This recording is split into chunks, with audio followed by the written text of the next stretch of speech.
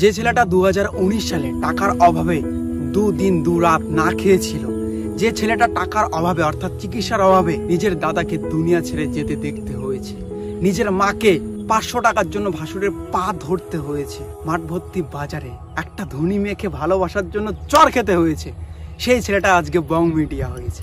আজকে সেই ছেলেটাকে অনেকেই বলে সেলিব্রিটি।